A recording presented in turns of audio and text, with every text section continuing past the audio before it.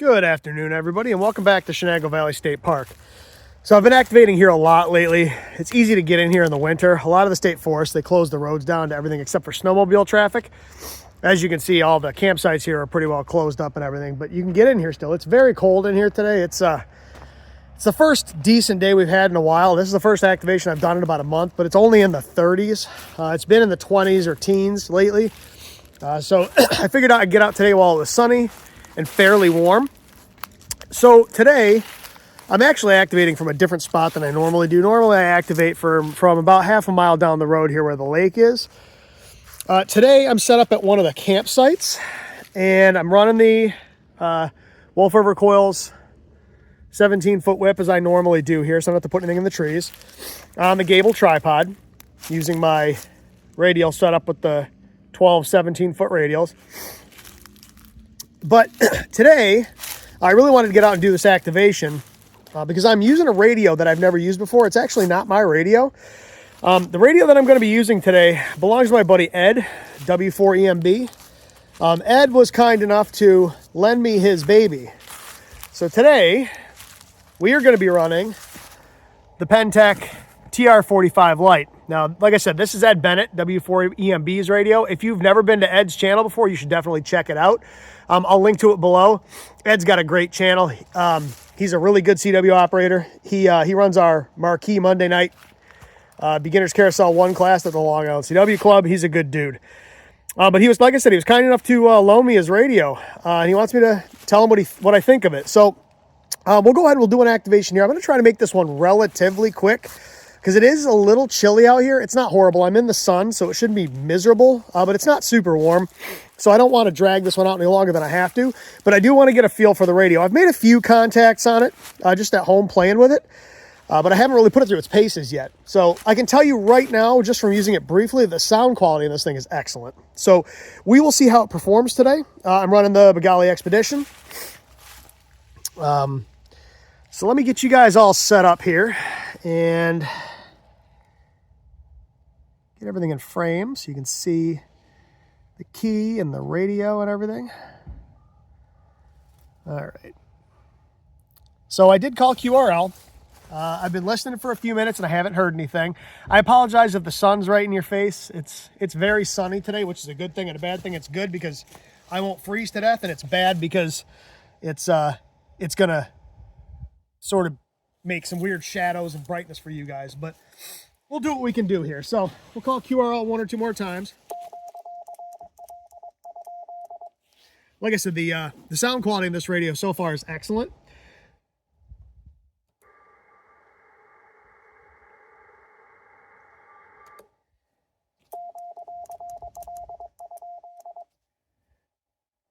I should probably record my CQ. I didn't do that yet. Let's see if we can figure out how to do that. So we're going to go.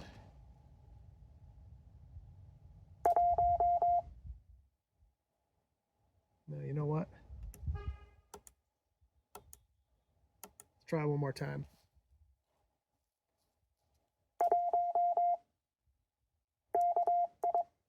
Nope, you know what? All right, let's try this again.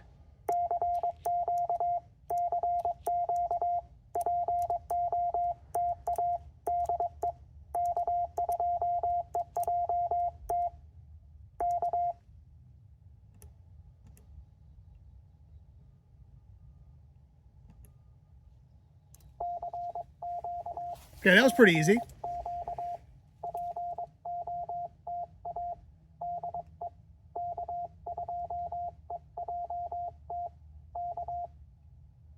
So I did spot myself today, so this should go live. I'm on 20 meters.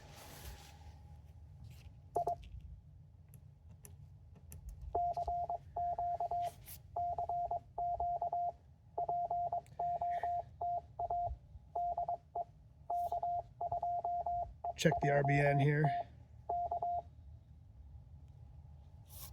Like I said, this should spot me automatically. Yep, there we go. I just got spotted. Okay.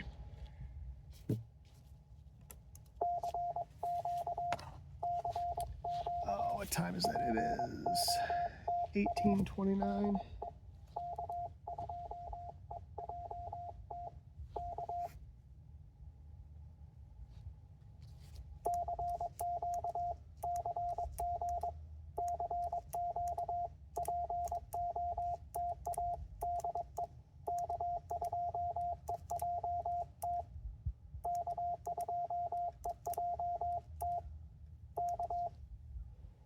Fingers are cold.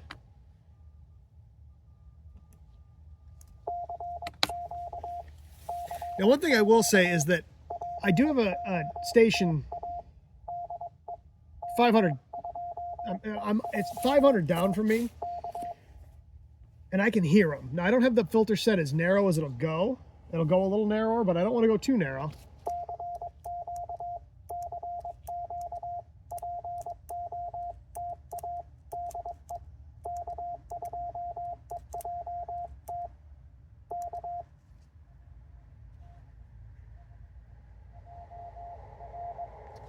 JR, I heard.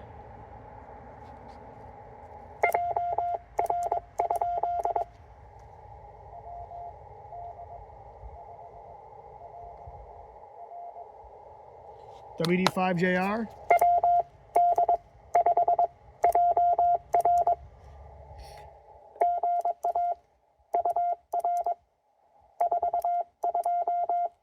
He's way down there.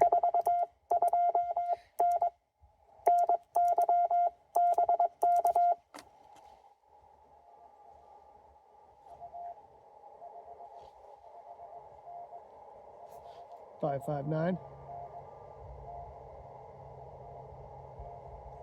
Oklahoma.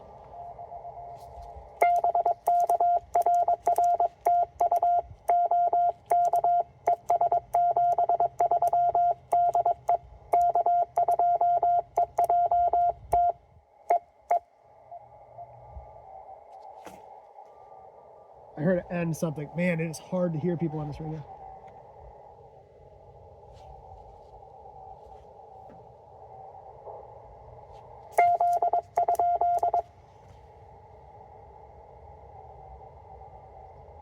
Man, I can't hear anything. Wow, these signals are weak.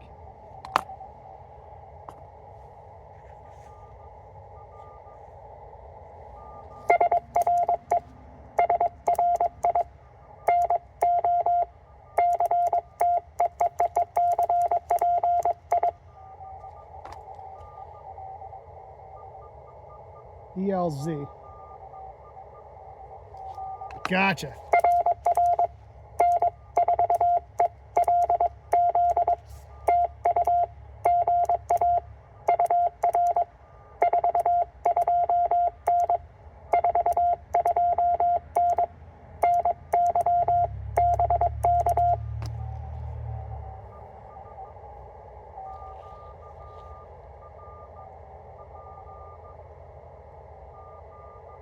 I can't help make him out.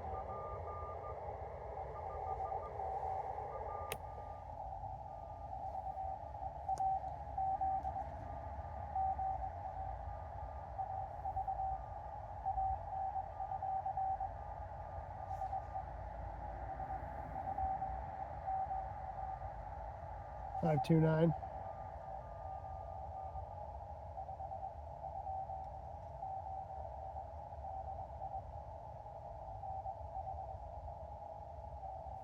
New Hampshire, I think you said.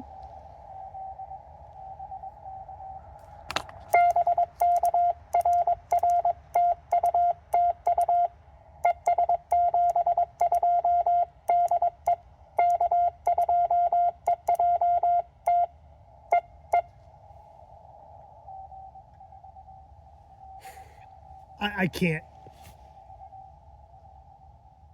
I can barely make anybody out.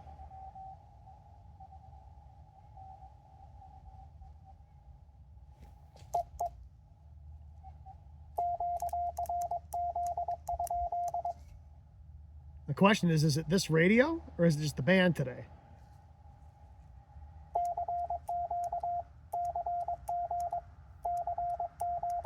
Oh.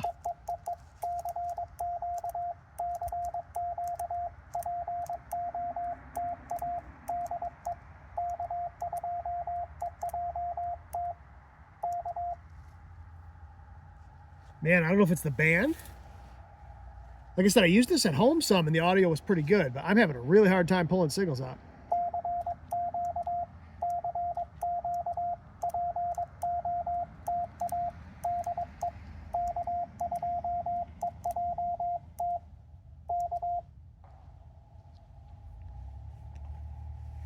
Now, I do have my KX2 with me, so I can swap.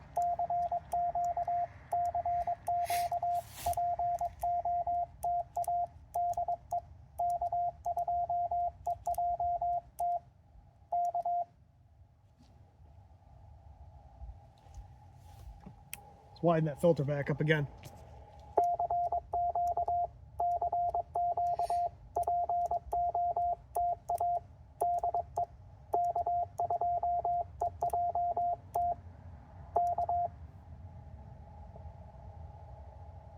Wow.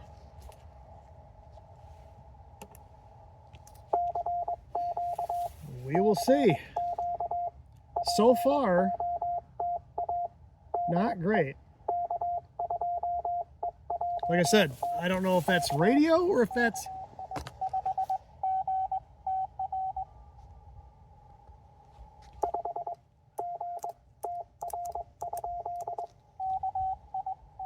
Gotcha.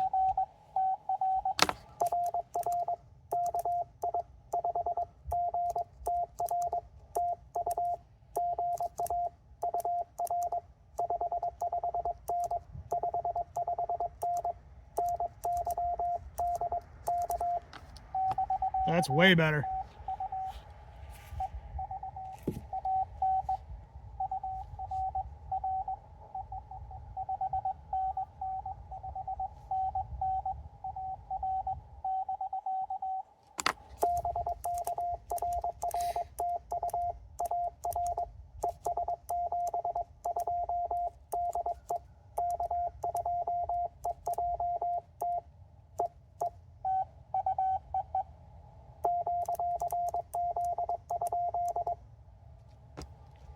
So that signal came in much stronger. So it might just be the band today. I don't know. We'll see. Oop.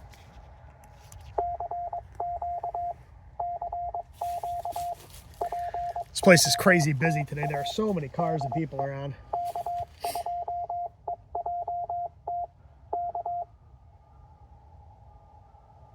There's somebody right under me. That's all I can hear. I might have to QSY, we'll see.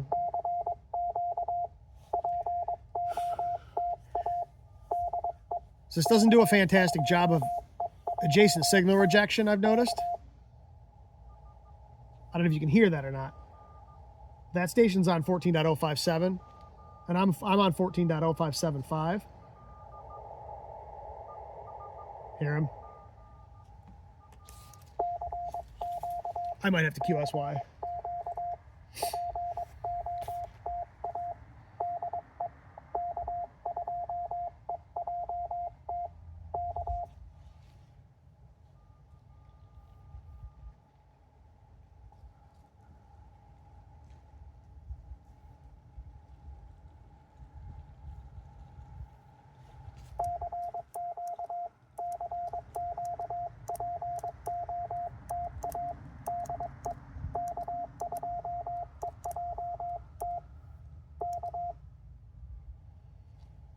So I'm looking in the Discord and I've got a whole lot of no copies.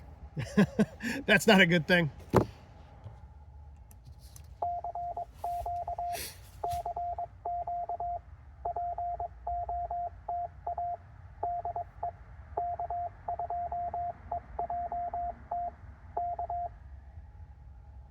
Like I said, I don't know if it's just the band.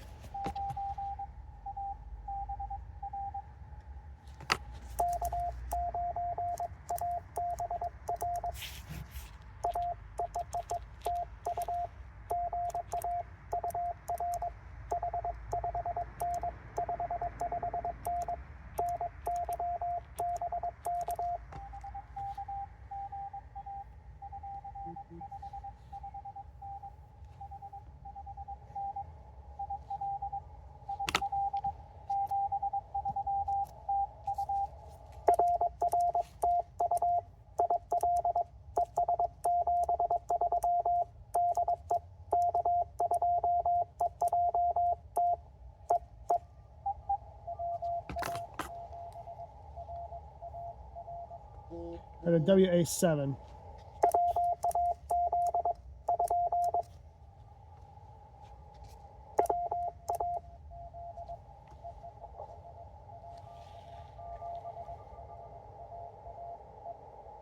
What?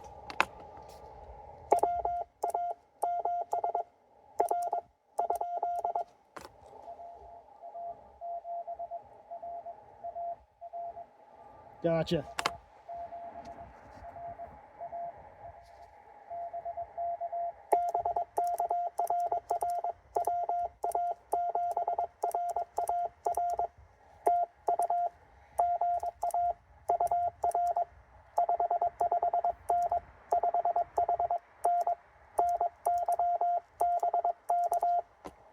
That's a lie.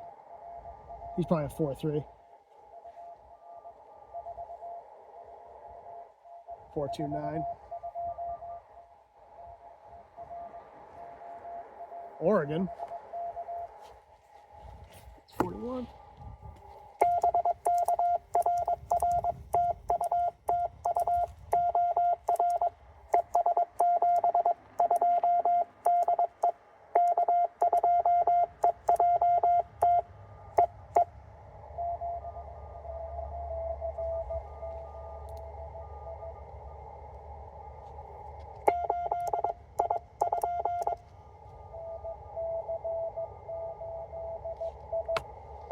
Yep.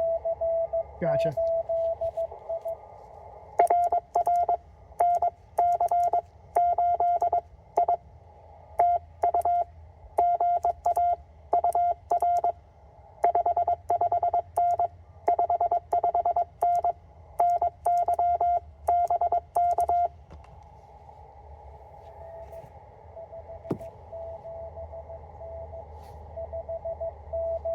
Wow, listen to that QSB. Florida.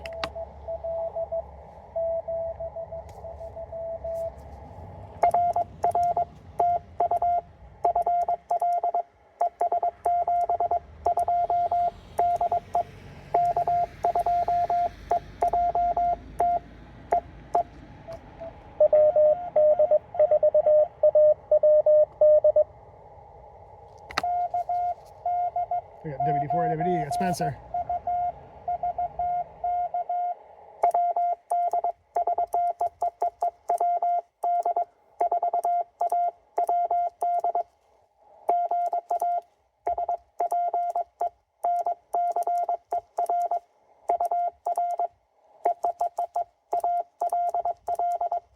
That's Alan.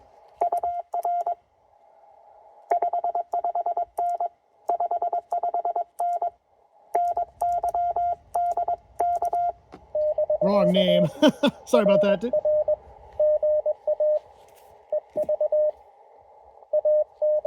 Sorry about that. Got your call signs mixed up.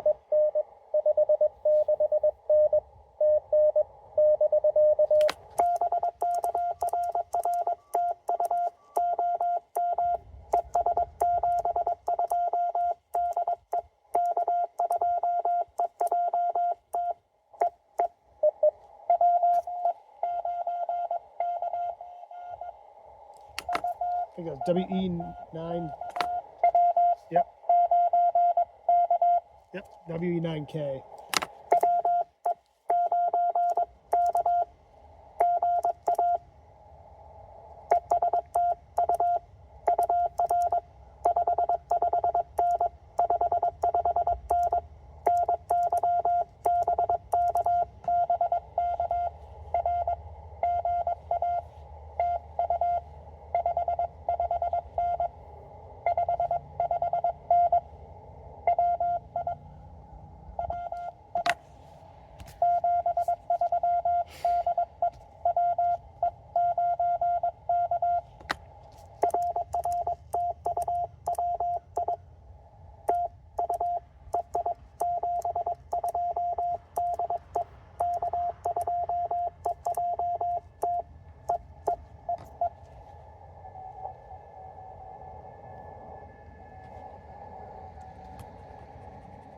Somebody just called the guy who just worked me.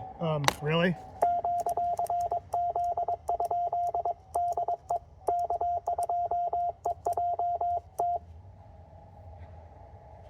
So it's weird. It started out pretty rough, and now the signals are coming in pretty good.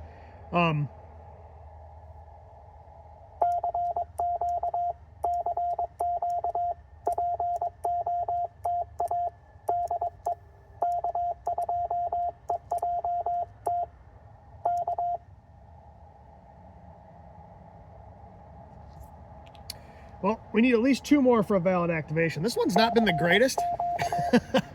I'm a little rusty. Like I said, it's been about a month.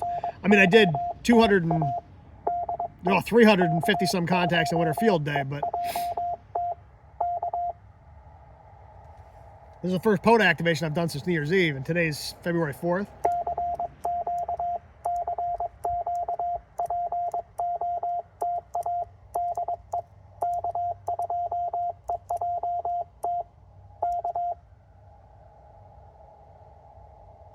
So I need 2 more.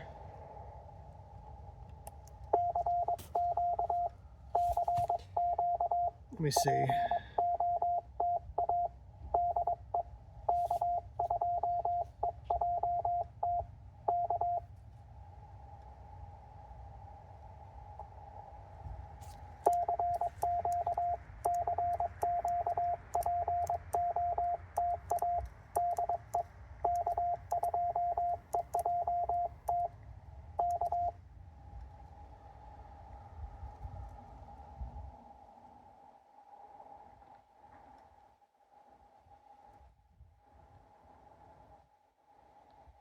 No, it was Spencer. I was right. It was Spencer. I was right the first time around. It was Spencer, not Alan.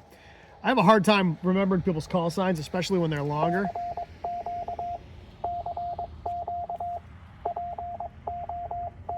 So I was right. That was Spencer. Sorry about that, Spencer. Like I said, I have a rough time with some people's call signs. Thanks for the contact, man. I appreciate it.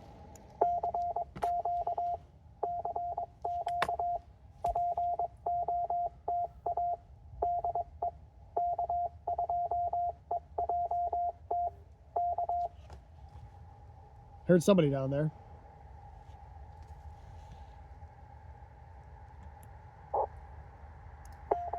try it again. I need 2 more for a valid activation. Today's been much slower than I expected.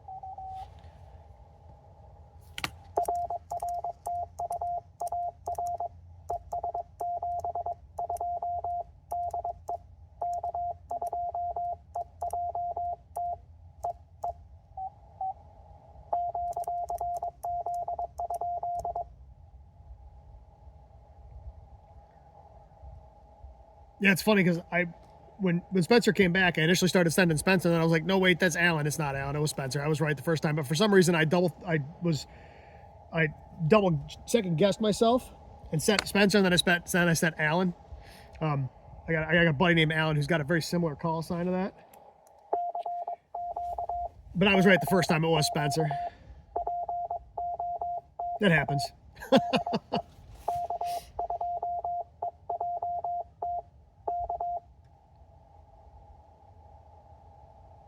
All right, I need at least 1 more for a valid activation. 20 looks long because I'm getting a lot of I got Oregon. I got a lot of well, maybe not. Oklahoma, that's fairly decent.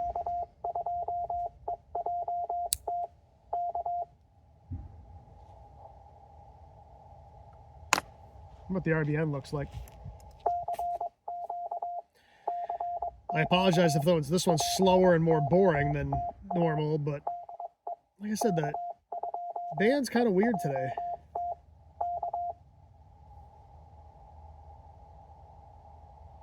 So let's see what happens when we search myself here.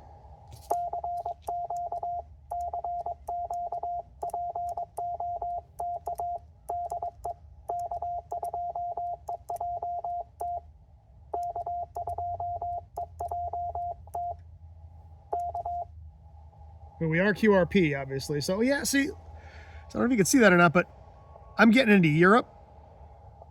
And then some real short ones, and then looks like Costa Rica and Canada. So 20 is maybe a little long today, and that might be causing me issues. I could change bands. I can't go any low. Well, I've got the 40 meter coil with me. I guess I could put the Sporty 40 on there, but I don't really want to. I could go to like 15. I mean, that would probably get me some DX.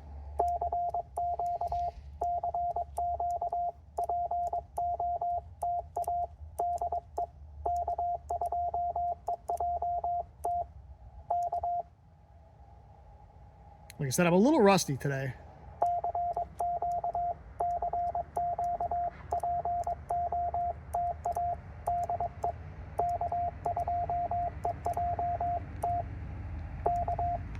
This park is crazy busy today.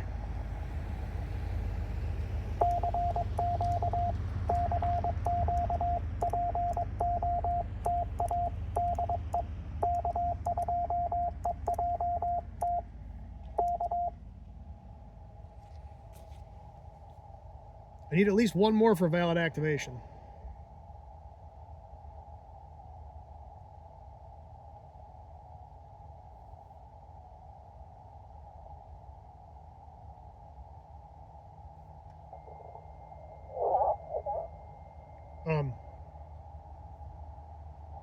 That sounded like some single sideband on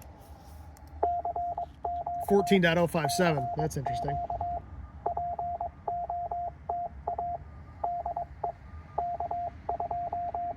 Like I said, I do have a station right beneath me, which I don't think is helping.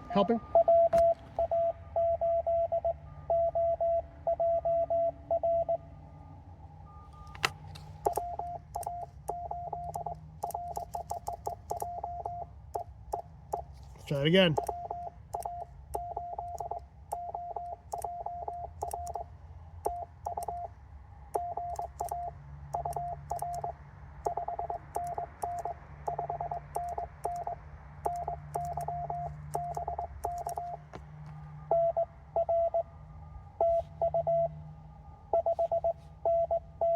He's booming it, man. Holy cow.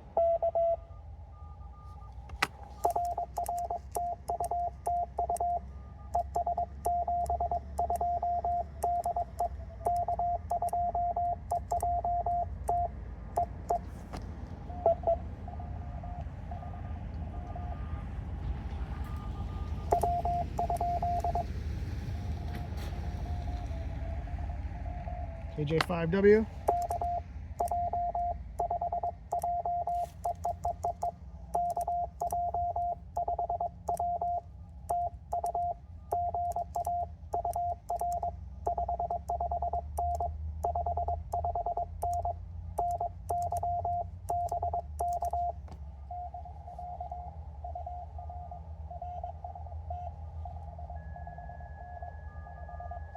Yep. Texas.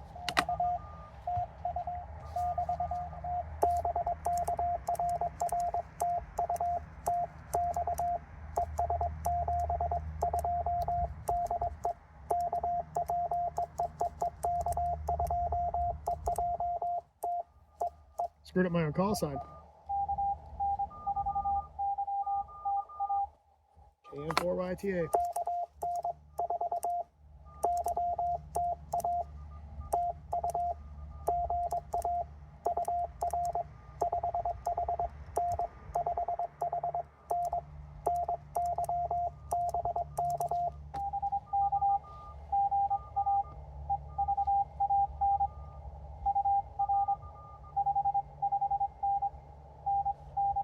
Yep.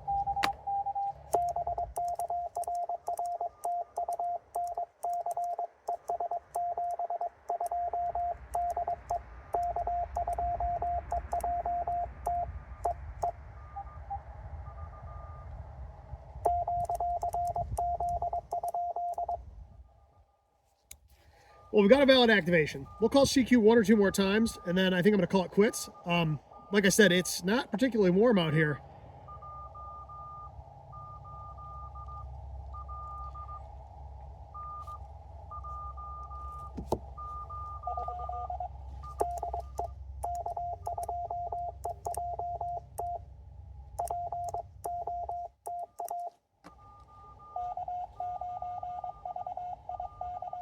Eric.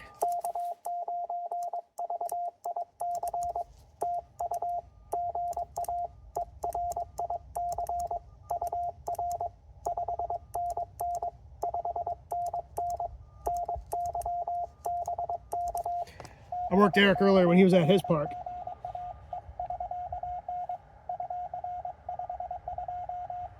$529.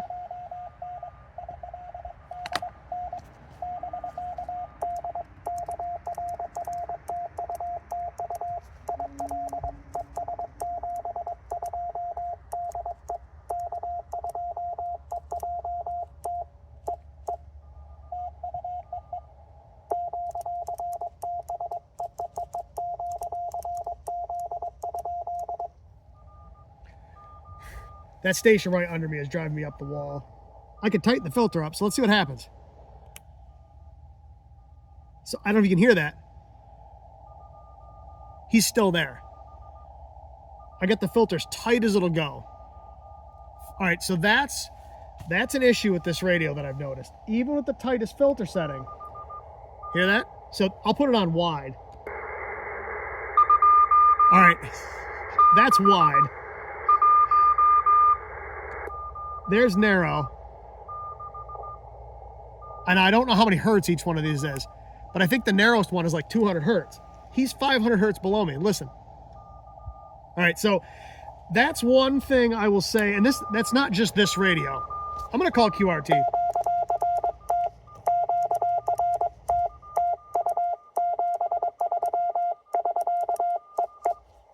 All right, we're gonna call QRT.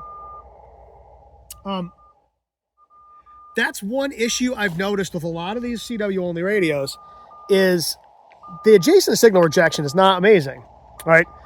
Because like I said, I'm on 14.0575. That station's on 14.057. I know he is because that's where I tuned in before I started activating. And even if I go as tight as it'll go, there's actually 2 stations in there now.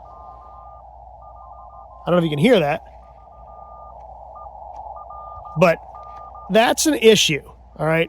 Your better, higher-end radios don't have that problem. Now, so far, I'm pretty impressed with this radio overall, but that is definitely an issue that I've noticed with this radio. Now, like I said, that is not specific to this radio. The thing that surprises me is this radio has an adjustable filter, and it's got 3 different settings. Now, there's also a notch,